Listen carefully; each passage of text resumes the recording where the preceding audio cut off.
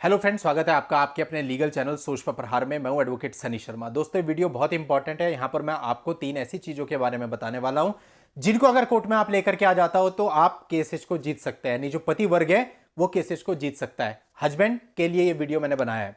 दोस्तों, वीडियो बहुत इंपॉर्टेंट है। वीडियो को शुरू करने से पहले मैं कुछ जानकारी आपको छोटी सी देना चाहूंगा। देखिए, बहुत सारे लोग ऐसे होते हैं जो हमसे कनेक्टेड हैं।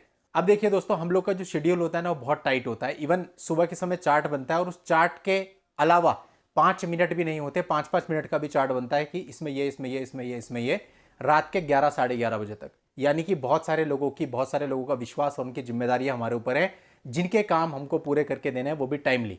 अब मेन इंपॉर्टेंट थिंग ये है कि आपका काम समय से हो जाए, आपके काम में क्वालिटी रहे।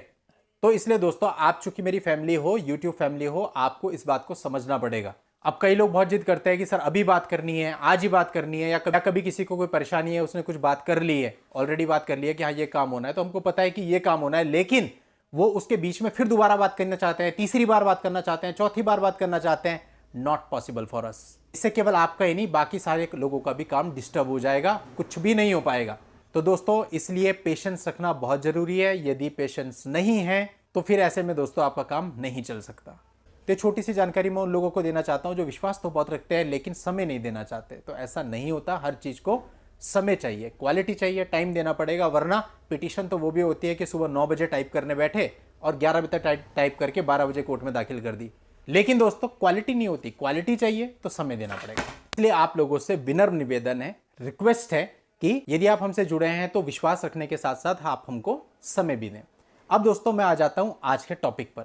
मैं बात कर रहा था कि यदि ये 3 चीजें आप कोर्ट में पेश कर दें तो आप अपने मुकदमे जीत सकते हैं। देखिए, बहुत से मामलों में होता है जहां पत्नी का जो व्यवहार होता है वो बहुत अभद्र रहता है। इवन लोग बहुत सारी रिकॉर्डिंग्स हमको भेजते हैं जिसमें हम देखते हैं तो हम खुद अपनी आंखों और कानों पर विश्वास नहीं कर पाते कि ऐसा भी चल रहा है।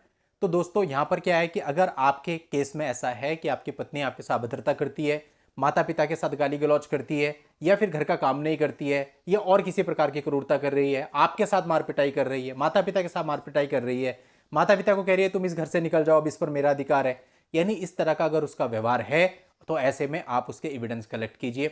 आप उसके इस व्यवहार की रिकॉर्डिंग कीजिए ताकि आप इसको कल को कहीं दिखा सके। अदरवाइज आप सिर्फ कहोगे तो उससे काम नहीं चलेगा, ना ही कोई विश्वास करेगा। तो इसलिए आपके पास कुछ एविडेंस होने चाहिए इससे रिलेटेड। आपके पास जो भी एविडेंस है, चाहे वो इलेक्ट्रॉनिक फॉर्म में है, चाहे वो किसी और फॉर्म में है, वो चलेंगे कल को, आप उसको यूज कर सकते हैं। तो अगर आप इन एविडेंस को अपने मामलों में दिखाते हैं, इससे बिल्कुल साबित हो जाएगा, आपकी वाइफ के बिहेवियर को देख के कोर्ट को भी बिल्कुल क्लियर हो जाएगा। और यदि आपके पास कोई वीडियो है तो बहुत ही अच्छी बात है, जिसमें उसकी वॉइस भी क्लियर होनी चाहिए और उसका फेस भी क्लियर होना चाहिए। ये नहीं कि आपने बैक साइड से वीडियो बनाई है, फेस नजर ही नहीं आ रहा है। सेकंड थिंग दोस्तों, यदि आपकी पत्नी किसी गलत रिलेशनशिप में है, या रात को देर रात तक किसी और से चैटिंग करती है या वीडियो कॉल्स करती है, आपको इस बारे में पता है, तो इस चीज के भी आप प्रूफ इकट्ठे कीजिए। एडल्ट्री आज के समय क्राइम नहीं है, लेकिन आपके ऊपर काफी बड़ी क्रूरता तो है ही। इस तरह का बिहेवियर कोई भी पति बर्दाश्त नहीं कर सकता। ऐसे में आप इनके जो प्रूफ हैं वो भी अपने केसेस में लगा के अपने केसेस में रेमेडी ले सकते हैं। तीसरी चीज दोस्तों होती है मेंटल डिसऑर्डर।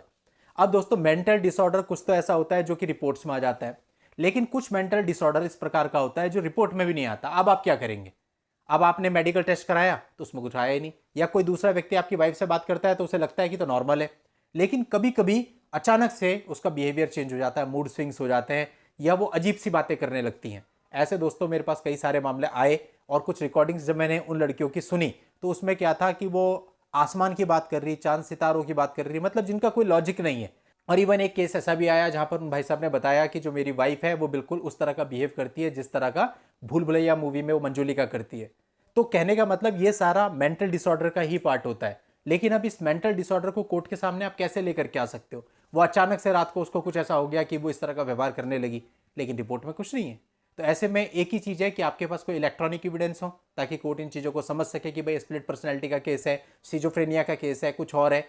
इन सब चीजों को आपको कोर्ट के सामने लाना पड़ेगा, जिसके लिए आपको एविडेंस की जरूरत होगी। यदि ये एविडेंस भी आप कोर्ट के सामने रखते हैं तो इसके बेस पे भी आप केस जीत सकते हैं कि भाई ऐसे व्यक्ति के साथ रहना तो बड़ा मुश्किल है, जो कि अपना आपा खो देता है, और ऐसे आपे खोए हुए में वो अजीब अजीब बातें करता है और किसी भी प्रकार से आप पर हमला कर सकता है, चाकू से, किसी में भी, क्योंकि उसका दिमाग उसके कंट्रोल में ही नहीं है।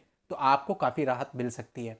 तो दोस्तों, ये 3 पॉइंट मैंने आपको बताया। अगर इन 3 चीजों के सबूत आप कोर्ट में अपने केसेज में पेश कर देते हैं तो आपको इससे लाभ मिलेगा, केसेज आपके फेवर में हो जाएंगे। तो यही जानकारी मैं आज आपको पहुंचाना चाहता था। आज की इस वीडियो में इतना ही। नेक्स्ट वीडियो में नई लीगल जानकारी के साथ मैं आपसे फिर मिलता हूं। तब तक के लिए goodbye and thank you for watching. Take care.